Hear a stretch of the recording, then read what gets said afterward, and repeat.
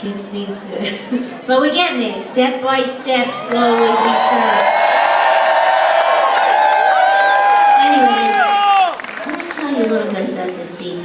So we're in the studio. I was very excited. I wrote time after time with Rob Hyman. He's in a band called The Hooters. Not what you think. They thought that that's what they called a melodica. And they played a lot of them. They showed them that, see? Maybe you might put the light up. I don't have my flashlight. I'm going to have to walk over to you. All right. That is what they thought was a hooter. But you know, my kid actually, because he plays ice hockey, actually went to Hooters when he was around 9 with one of the hockey dads. And we were in a hotel with church people. You know, they had a Bible group, and they had the hockey team. And my little 8-year-old son, when he was 8, couldn't wait to come running in front of the church people and proclaim that he had just had lunch at Hooters. And I was there going, my mother was in my video. I'm a good girl. He doesn't know what he's saying. He kept the menu. Anyway, what was I saying? So, I digress, I'm so sorry. So Rob Hyman was, I was writing with Rob Hyman, and he was in the Hooters with Eric Bazillion, and it was me, and Eric, and Rob, and William, and Richard Off, and a few people we brought in and out. And Ellie Greenwich sang with me. She sang the backgrounds on Girls Just Want to Have Fun. She wrote that background part. Girls, they want to have. She wrote that. I just want you to know. And if you don't know who Ellie Greenwich is, she wrote Leader of the Pack, and she produced all those 60s records with those girl groups, other than the ones that Phil Spector was torturing. Anyway,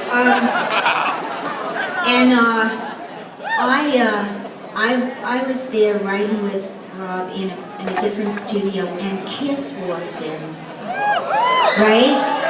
I mean, you gotta understand, it was the place to be. John Lennon, Yoko Ono, they had just done, you know, they could have broken glass and all of that, you know, starting over in that studio.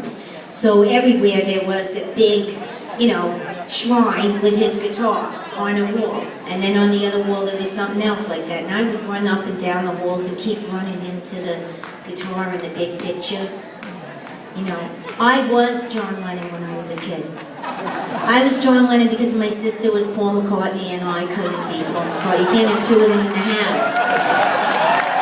So I was John. So I felt a kinship. In fact, once I even had a dream about them. I had a dream that I was brushing my teeth in the same sink as John Lennon. I don't know what the hell that meant. I woke up and thought it was very odd. But, you know, that's neither here nor there. But anyway, so while we were writing, Rick Chertoff, you know, we were recording and writing at the same time. I never finished it. I finished it on the phone. I finished the lyrics on the phone, but we had the chorus. And while we were recording, Rick Chertoff just kept looking at his watch going, the second hand is unwinding. Look at this, my watch is going backwards. The second hand is unwinding. And I kept thinking, right, that's a great lyric. So that's how that lyric wound up there. And this next song was a song that I wrote with a guy, Steve Lund, who was, when he started writing it, I think he was 10 sheets to the wind, and he called me and he said, Sid! And I said, yeah.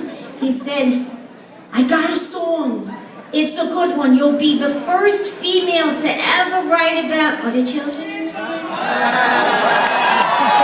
Masturbation.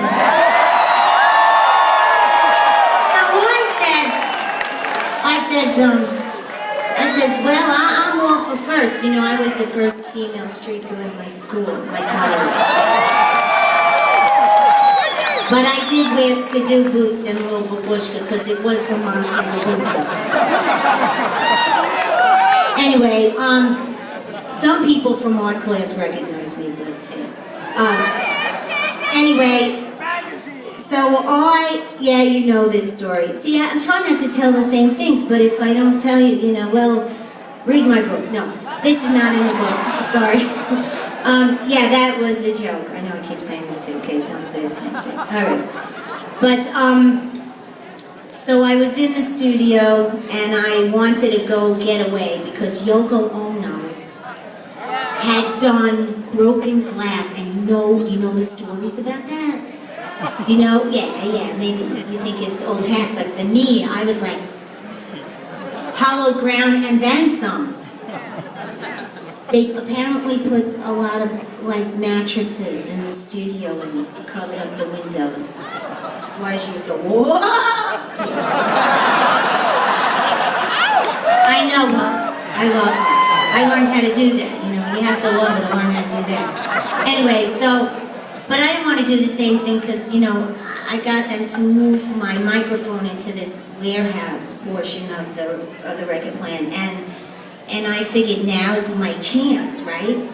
So while I was singing it, I took my shirt off and I was tickling myself and I was laughing because they didn't know what I was doing. And that's why there's a laugh on that song. And then when it became very popular, everybody started laughing on their songs. So I kept thinking, what the heck is going on? What are they doing? You know what I'm saying? But, you know, I'm not sure. I can't speak for them. I can tell you about me. I wasn't, you know, with the mattress thing. But anyway, I love you back.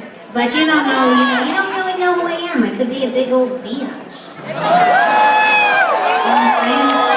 Never confuse the music with the person. I always did that, always. I thought everybody knew me. You know, when I was famous, I guess, yeah, I still am. But you know what I'm saying. I didn't understand why everybody was frightened of me.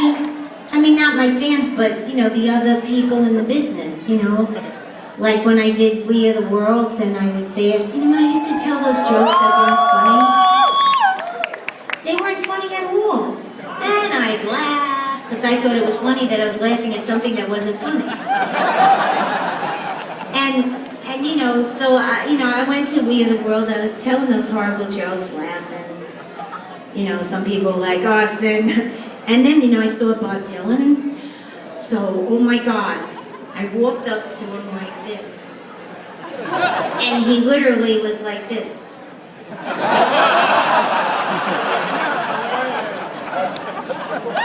And, you know, it was sad for me, but I understand as I listened to She's So Unusual. And I promise I'm going to have some interesting things on the 30th anniversary. And for some reason I'm not now and not in the fall. I just got all mixed up. I didn't know what was going to go on, and it just happened. Anyway, so here's the song, and now when you listen to it on the radio and you think or in your iPod, I was going to say stereo, right? How silly am I? Right? Get over it. Nobody does that anymore.